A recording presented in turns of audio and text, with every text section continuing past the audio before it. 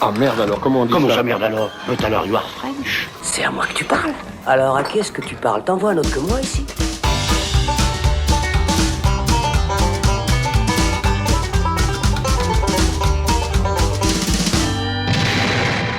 Salut, c'est Thibaut et on se retrouve dans le Saloon pour parler du deuxième chapitre de Sans un bruit ou A Quiet Place en version originale.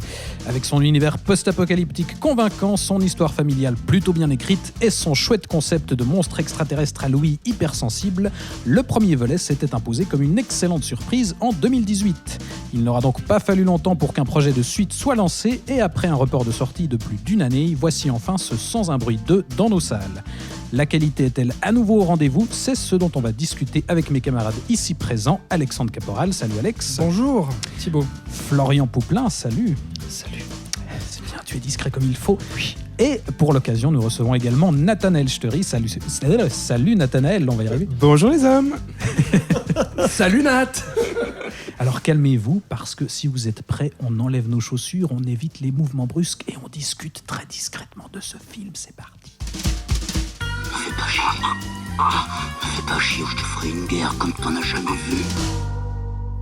Après l'attaque de leur foyer par les créatures aliens et la mort du paternel à la fin du premier film, Evelyn Abbott et ses deux enfants sont forcés de fuir pour s'aventurer à l'extérieur, dans un monde ravagé et grouillant d'extraterrestres bien déterminés à les massacrer au moindre bruit. La famille finit par tomber sur un autre survivant qui s'avère être un ancien ami de la famille, et ils vont découvrir qu'il existe bien d'autres menaces que les monstres qui rôdent dans les parages. Sans un bruit 2, c'est toujours mis en scène par John Krasinski, le héros de The Office version américaine. Au casting, on a toujours son épouse Emily Blunt et les excellents Millicent Simmons et Noah Jupe ou Jupe, je ne sais pas comment ça se dit, qui interprètent leurs enfants. Et ils sont rejoints dans cette suite par Cillian Murphy et même Jimon Unsu dans un petit rôle. Alors pour commencer, on pouvait peut-être avoir quelques craintes pour cette suite, parce que le premier volet, finalement, c'était un film à concept assez épuré, plutôt resserré et ultra efficace, je crois qu'on est tous d'accord là-dessus. Il semblait se suffire à lui-même, et on a d'autres exemples de films d'horreur qui ont créé la surprise et qui ont été transformés ensuite en franchises mercantiles et de moins inventives. On peut citer Saw pour l'exemple le plus évident. Donc on pouvait craindre la suite inutile. Peut-être Nathanaël, pour commencer, toi, est-ce que tu avais cette crainte par rapport à ce deuxième volet, et est-ce que pour toi cette suite arrive à trouver une justification? Alors oui, je trouvais que cette suite n'était pas forcément nécessaire en voyant la fin du premier film, mais j'avoue que j'ai été vraiment surpris en bien en fait en voyant ce deuxième volet, parce que je trouve que ça remplit, enfin ça a les mêmes qualités que le premier, et en fait c'est un film qui est toujours autant épuré au niveau des dialogues, au niveau de... Je trouve que l'histoire se raconte beaucoup par l'image, par l'action, par les situations, par le son beaucoup, ouais, par les scènes de tension. Et je trouve que c'est vraiment une grande qualité du film. Après, moi, j'ai vraiment grandi avec le cinéma d'horreur, le cinéma fantastique. J'ai construit ma cinéphilie à la fin des années 90, début 2000. Je bouffais une quantité astronomique de films d'horreur qui sortaient à l'époque, et je trouve que ces 10 dernières années, moi j'ai souvent été très déçu par les films de genre en fait. Je trouve qu'on a vraiment un peu une formule qui se répète ad nauseam aeternam. Ouais, ça c'est un peu franchisé, voilà, exactement. C'est aussi aseptisé. Cette logique de la franchise quoi, qui est un peu partout au cinéma en ce moment. Et je trouve que Sans un bruit était vraiment une très bonne surprise en 2018, donc, et cette suite lui fait vraiment honneur en fait. Après, je trouve pas que c'est super original dans le concept. Moi, je joue beaucoup aux jeux vidéo, et il y a un jeu qui s'appelle The Last of Us qui est sorti en 2013, où c'est exactement le même concept. En fait, c'est des créatures qui réagissent au moindre bruit, qui t'attaquent au moindre bruit. Le film avait été beaucoup comparé voilà. à la sortie à The Last of Us. Et je trouve que ça dessert un peu le film, parce que justement, on sent que c'est très inspiré de ça. Après, ça enlève pas les qualités principales du film, quoi. Je trouve que c'est vraiment un survival nerveux, vraiment habité, et il y a une scène que j'aime beaucoup en montage alterné avec 3 situations qui montent en tension sur la fin, qui je trouvais très efficace, et même tout à la fin il y a des lumières un peu bleues, rouges qui rappellent un peu le cinéma de Dario Argento, que j'ai beaucoup apprécié. Après, je sais pas si c'était volontaire, mais j'imagine que oui. Et moi, j'ai pas grand-chose de négatif à dire sur le film, quoi. C'était vraiment une très bonne surprise. Surprise confirmée. Donc, Florian, toi, je crois que tu vas aussi aimer le premier. Est-ce que alors oui, là, ça se confirme pour toi aussi? Ça se confirme pour moi. Je rejoins totalement Nathanaël sur le fait que on en a bouffé des franchises et que la recette est la même d'une franchise à l'autre. Le manque d'originalité du cinéma de genre américain fait pour le public assez large, hein, parce qu'il y a énormément de petits films qui sortent qui sont excellents. Et je crois qu'en voyant le premier film et ce film-là, j'avais oublié à quel point un film d'horreur peut être simple et efficace. Et je crois que ça faisait un bail que je n'avais pas vu. Et ce film-là m'a rappelé ça. Que le cinéma d'horreur, c'est pas grave s'il n'est pas original, s'il n'est pas du high concept, comme on a pu voir avec Hereditary et puis et d'autres exemples comme ça. C'est là, du high c'était concept, juste le premier quand même. Hein. C'est pas du high concept, c'est un concept très très simple, qui est bien fait et qui fonctionne, où tout fonctionne et le début et la fin, c'est parfaitement calibré. C'est pas original, tu vois, ils réinventent pas un truc. C'est vrai qu'il n'y a pas besoin de cet enrobage justement du elevated horror où tout d'un coup ça pose des termes. C'est plus que du cinéma d'horreur. Et je trouve que c'est bienvenu qu'on ait du coup ce deuxième qui sorte et qui, pour moi, est tout aussi humble et honnête que le premier, qui change de genre, et c'est là qu'il est intelligent. C'est-à-dire que dans le premier, on avait de l'horreur intimiste, puisqu'on est toujours dans un même endroit, dans la ferme, où il y a certes différents endroits, mais tout se passe là, et on est dans la construction des personnages, on est avec cette famille. Et là, dans le 2, le cercle s'ouvre, puisqu'ils vont à l'extérieur, comme tu l'as dit dans le pitch. Et là, on passe à un film plus d'action qu'un film intimiste, même si les personnages ne sont pas laissés de côté, et heureusement, sinon là, on aurait perdu toute l'essence du projet et du concept. Et moi, j'ai été rassuré aussi que Krasinski revienne à la réalisation. C'est un truc parce que souvent, quand ils veulent faire une franchise, les producteurs disent à ceux qui ont fait le premier, show. Et ils prennent des yes man qui font une grosse merde. D'ailleurs, les deux scénaristes du premier ont décidé de partir parce qu'ils avaient peur que ça devienne une franchise. C'est aussi pour ça que Krasinski, là, est aussi scénariste seul, je crois, et réalisateur. Mais il n'était pas censé revenir à la réalisation. Justement, les producteurs voulaient chercher quelqu'un d'autre de base et finalement, ils n'ont trouvé aucune proposition qui les a convaincus. Donc, ils sont revenus vers Krasinski. Oui, et donc ça se sent en fait qu'il y a une continuité, que le mec sait, on sent qu'il y a une homogénéité entre l'un et le 2, même s'il y a un changement de genre, qu'on passe de l'intime, on s'ouvre à un truc beaucoup plus actionneur, parce qu'il y a beaucoup plus de bruit dans le 2 que dans le premier, et on joue beaucoup plus avec ça. Donc je trouve que c'est une continuité vraiment intéressante. Ouais, dans le premier, il y avait finalement que 2 scènes de vrai dialogue, cette scène à la cascade et une scène sur la fin, où vraiment les personnages discutaient ensemble, mais sinon c'est vrai que c'était des échanges en langage des signes ou en chuchotement. Ils prenaient vraiment le pari de ne pas faire dialoguer ces personnages. Là, dès le départ, ils parlent beaucoup plus, et effectivement, on élargit les enjeux, mais je ne sais pas ce que tu en penses, Alex. Ce qui me semble intéressant, c'est qu'ils ne tombent pas non plus dans le piège de la suite surenchère, où il faut que ce soit plus gros, plus fort. Là, on en a un peu plus, mais en même temps, ça reste un film d'1h30 qui reste simple et efficace aussi. Ouais, effectivement. Et pour rebondir là-dessus, sur le fait qu'il y ait des dialogues ici, c'est à la fois la grande qualité de ce film-là qui justement se dit, on va pas refaire la même chose. On avait un premier film qui avait ce concept où justement on allait jouer sur le son beaucoup à travers la mise en scène aussi de il faut pas faire de bruit, on va entendre aussi des ultrasons, etc., qui vont nous faire comprendre que ces bébêtes qu'on ne voit pas d'ailleurs dans le premier film, ou très très peu, on les dévoile à la fin. Et ici, il s'est dit maintenant qu'on a vu les bébêtes, on va les voir tout le temps. Et puis le but, c'est vrai qu'on va faire du survival où on va devoir exploser la tronche de ces bêtes et donc vraiment survivre et puis se mettre à dialoguer. Alors ça, c'est une très très bonne chose, qu'il n'y ait pas de répétition à ce niveau-là.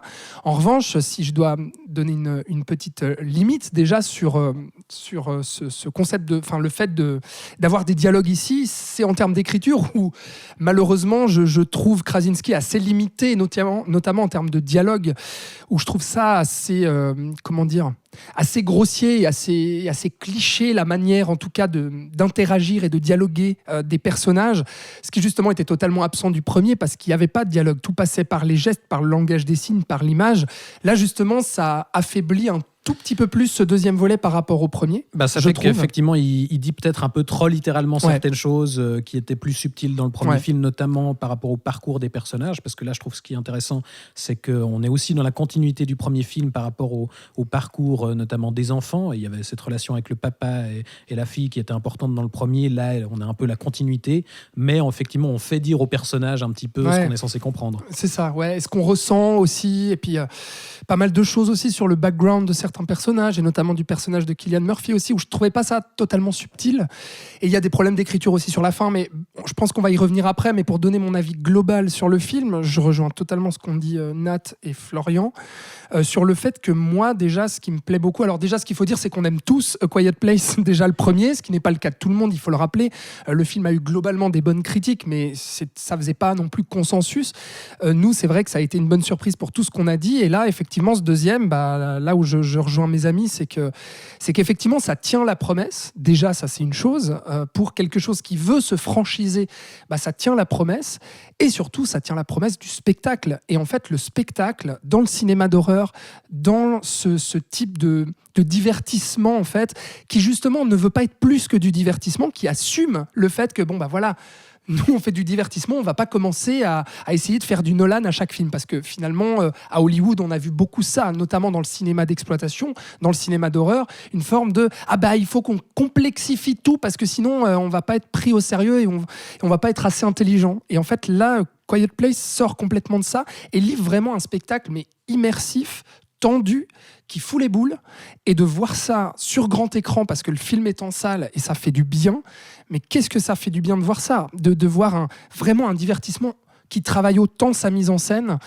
Moi, je pense à cette scène d'introduction où on va revenir en arrière pour justement nous montrer en fait l'invasion extraterrestre.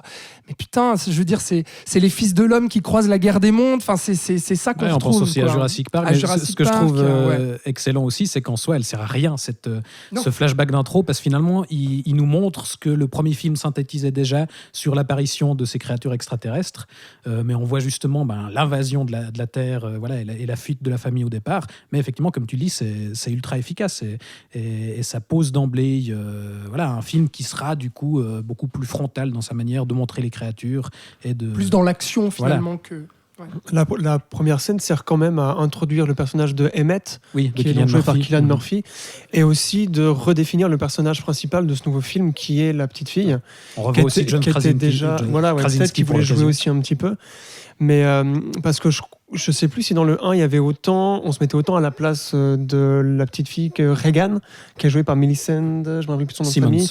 Voilà, merci. Et là, dès l'ouverture, je trouve qu'on a ce concept qu'on est à sa place des fois, donc on n'entend rien. Et je trouve que c'est ces passages-là qui sont les plus bluffants, parce que tu vois tout qui pète autour, les monstres et t'entends pas. Et je trouve ça d'autant plus effrayant. Et je me rappelle pas qu'il y avait ça dans le premier film. Peut-être il y avait quelques scènes comme ça. Mais là, je trouve que cette scène d'ouverture pose beaucoup ça, et ça va être vérifié par la suite, puisque le personnage principal du film, c'est elle. Ouais. Voilà. Donc je trouvais que cette ouverture est quand même utile à la suite du récit, du moins. Ouais, justement, Nathalie, je pense que c'est un truc effectivement qui est fondamental dans cette suite, c'est ce personnage de la fille qui devient effectivement l'héroïne, qui prend un peu le pas. Le premier film était centré sur les parents, et là c'est elle qui est au cœur de l'histoire. Ouais, tout à fait. Je trouve génial que le film il fasse un carton au box-office. Aux États-Unis, ça cartonne, truc de fou, 125 millions, je crois. Et pour un film de genre comme ça, je trouve qu'il est aussi abouti, ça fait plaisir, quoi. Et une chose à relever, c'est que dès le premier film, on n'était pas sûr de ça, mais c'était le premier long métrage mis en scène par Krasinski. Il passait à la réalisation, et là, c'était d'emblée hyper convaincant. Je ne sais pas ce que vous pensez de la mise en scène, mais oui, alors clairement, je suis d'accord avec toi. Je trouve que c'est très efficace, très nerveux, très propre. On voit dans les scènes d'action, on voit vraiment tout ce qui se passe. Enfin, c'est pas illisible, c'est jamais brouillon. Enfin, je trouve ça très abouti en fait pour un jeune réalisateur comme lui, finalement, parce qu'il n'a pas réalisé grand-chose. Enfin, il a fait que ces 2 films, dis-moi si je me trompe. Absolument. Je trouve ça assez bluffant, en fait. Il y a tout un travail de montage aussi. Tu le mentionnais au début, il y a ce jeu sur le montage parallèle, parce qu'il y a cette bonne idée au départ de séparer les personnages assez vite. Et ça donne lieu à des grands moments de tension, Alex. Ouais, effectivement. Et puis le travail sur la profondeur de champ aussi, sur la bébête qui va apparaître vraiment tout au fond de l'espace qu'il est en train de filmer, avec le personnage qui regarde la caméra. Donc on voit comment dire la menace arriver, etc. Et je trouve que même si c'est un film aussi qui utilise beaucoup le jumpscare en fait, comme donc le sursaut vraiment comme outil en fait pour le cinéma d'horreur. C'est jamais gratuit, c'est-à-dire que ça fait sens. Ça fait sens. Et la tension, en fait, elle est travaillée avant. Le jumpscare arrive, mais il arrive au bon moment. C'est pas quelque chose de juste allez, bouh, c'est bon, t'as eu peur. Non, c'est vraiment la tension et travailler. Je pense notamment à cette scène du train, parce qu'il y a un moment donné où donc le travail du post-apocalyptique est aussi très poussé dans ce film-là et que j'ai trouvé vraiment brillant. C'est-à-dire, rien qu'à cette scène du train avec cette petite fille qui va voir un train qui est abandonné depuis justement plus d'une année et demie, et puis où on va voir en fait des cadavres qui ont pourri, donc des squelettes presque momifiés, etc. Et donc en fait le mystère, la tension, l'horreur, l'effroi, tout va se passer aussi dans le travail du décor, dans l'arrivée de cette petite fille jusqu'à justement que la grosse bébête débarque. Et en fait c'est là-dessus que le film est très réussi. Mais par rapport justement à cet univers post-apo, effectivement, je le trouve hyper crédible. Moi, j'ai une petite déception, je ne sais pas ce que vous en pensez, mais on nous promettait un peu au départ justement de nous confronter à d'autres menaces que les créatures, et notamment à d'autres survivants. Enfin, c'est l'étape suivante logique dans une histoire post-apocalyptique, c'est que effectivement, l'humanité survit et les différents groupes ont différentes manières de s'adapter et de survivre, et certains groupes peuvent devenir des menaces. Tu penses à la scène du port. On a un peu ça, mais finalement, c'est assez peu exploité. Je sais pas ce que et vous en c'est dites. des choses, c'est surtout la scène du port avec cette espèce de tribu chelou de survivalistes. On ne sait pas vraiment, ils débarquent comme ça. Et l'île, après, je trouve que c'est deux écueils du genre du film de post-apo qu'il n'a pas su éviter et qui sont même pas vraiment traités, qui sont mis là comme des évidences. Et moi, ça a été les choses qui m'ont le plus déçu dans le film, c'est qu'il arrive à cette facilité vers la fin. Enfin voilà, c'est vers la fin, parce que l'acte vraiment final, je le trouve excellent. Mais ce truc du port, c'est même juste des ce truc du port, il y a justement un crescendo, justement en parallèle, les personnages ont un problème au même moment, et il y a une montée en tension qui est vraiment efficace, je trouve. Mais cette attaque du port, finalement, par un autre groupe, elle est assez vite balayée. Oui, ne sert à rien, et puis, ne sert pas à grand-chose à part de faire une péripétie pour te donner un peu de thrills, et peut-être à rapprocher les deux personnages de Cillian Murphy et de Millicent Simmons. Mais c'est des choses qu'on avait déjà vues. C'est ça qui m'a peut-être un peu déçu, c'est que tout le reste du film, je trouve qu'il a un traitement très très nouveau dans son approche visuelle et sonore et des personnages. Et là, on retombe dans un truc, en fait, il y a des méchants qui attendent sur le port pour, on sait pas quoi, pour tuer les autres. On sait même pas pourquoi ils sont là. Puis sur l'île, en fait, ils sont tous gentils. Tu vois, voilà, bref. J'ai trouvé que ces deux choses qui étaient un peu clichés du genre n'ont pas pu être évitées. Et j'ai trouvé ça dommage. Ouais, il y a effectivement des petits soucis d'écriture à partir de la deuxième partie. Effectivement, sur l'île, finalement, le personnage de Jim Onunsu, il disparaît assez rapidement. Donc c'est un petit peu dommage, mais ça n'enlève rien. Et même, sans trop en dévoiler, donc on arrive sur cette fameuse île, et il y a une menace qui est introduite sur cette île, et là aussi, la façon d'amener cette menace est un peu grossière. Le bateau, c'est un peu... Il y a deux, trois ellipses, deux, trois facilités, ouais. Ouais, il y a justement des facilités d'écriture, malheureusement, qui font que, pour moi, justement, ce deuxième épisode est en dessous du premier. Déjà, il faut dire que le premier, il y avait la surprise aussi de découvrir cet univers et puis de découvrir, du coup, Krasinski aussi derrière la caméra et tout. Donc, il y avait et puis l'originalité, justement, du concept du premier.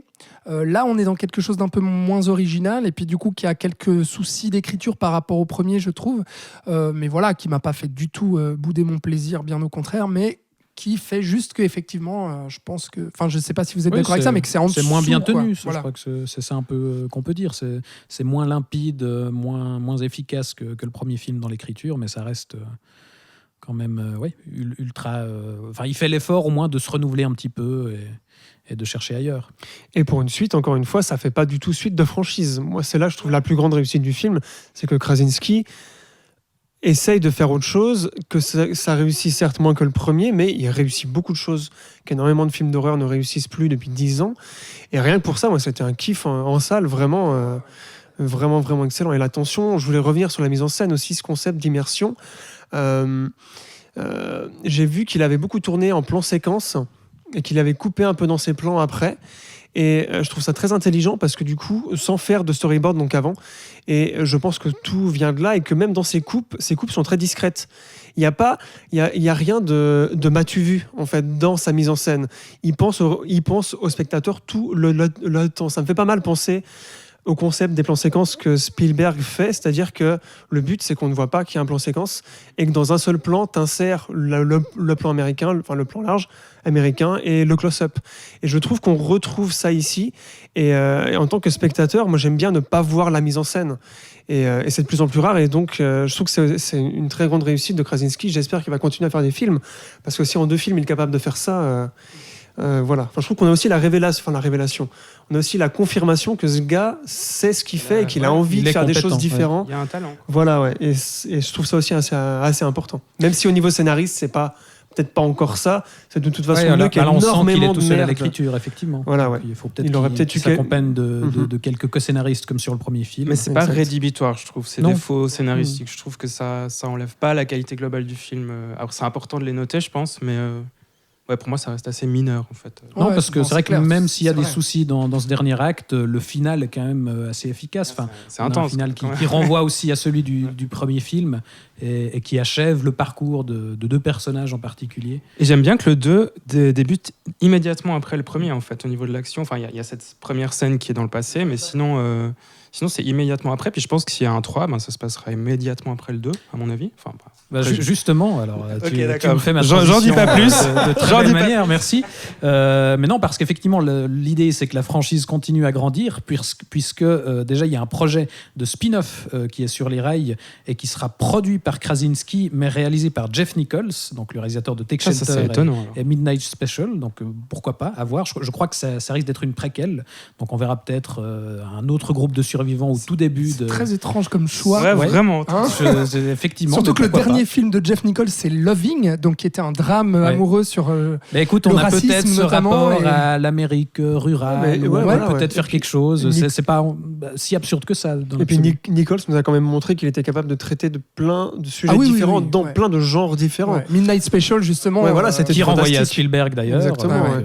Non, donc c'est finalement, plutôt une bonne pourquoi pas. nouvelle. Pourquoi pas. Donc c'est il y a intriguant. ce spin-off, on est curieux de voir du coup. Et a priori, Krasinski aurait une idée pour un 3e volet, donc qui raconterait a priori la suite de la famille Abbott. Donc là, j'imagine qu'on se réjouit aussi. Ouais, Ah oui, bien sûr. C'est vrai qu'en tout cas, le final du 2e appelle quand même une suite à plus Mm. large échelle aussi. Ouais, non, mais alors totalement. Et puis, moi, ce qui me fait vraiment du bien, c'est ce qu'a dit Nat sur le fait que ça cartonne au box-office américain. Là, je sais pas encore trop chez nous, en France, en Suisse. Enfin, c'est sorti là vraiment mi-juin. Mais ça fait plaisir de voir que justement le public, et notamment à la reprise des cinémas, enfin la réouverture des cinémas, etc., après cette année Covid très compliquée, plébiscite en fait ce genre de divertissement-là. Parce que, voilà, dans ce type de film-là, encore une fois, ce qu'on a vu ces dernières années, enfin, moi je trouvais vraiment assez pauvre en termes de propositions et Il y en a- termes de spectacle. Et Il y a là, quand même Conjuring 3 et American Ouais, non. Nightmare mais voilà. 5. Je dis non. Non, mais tu vois, Mais très bon il a exemple. ça face à lui. Bah, très C'est bon ça qu'on exemple, disait avant. parce que justement, un Conjuring 3 qui a pas grand-chose à proposer de neuf, et puis même qui amène pas grand-chose en termes de tension, de spectacle horrifique non plus. Enfin, voilà, c'est Conjuring 3, c'est un peu le genre de proposition horrifique qu'on voit depuis quand même pas mal d'années, en tout cas, qui s'adresse vraiment à un large public. Et là, de voir ce genre de film-là, vraiment bien branlé, bien mis en scène, qui pense en fait sa mise en scène pour le cinéma, là où un Conjuring 3 pourrait être totalement visible à la télévision. C'est pas pour Ou pas dégrader du le tout. truc, mais je veux dire, non, mais vous voyez ce que je veux dire. Non, mais c'est clair que c'est un projet qui paraît beaucoup plus personnel, beaucoup plus sincère, et voilà, où il y a de l'envie derrière, qui change effectivement De cinéma, de des grand écran, franchises uniquement marketing, ou alors justement des productions Blumhouse qui là aussi sont des films à concept, mais qui ont qu'un concept à proposer finalement.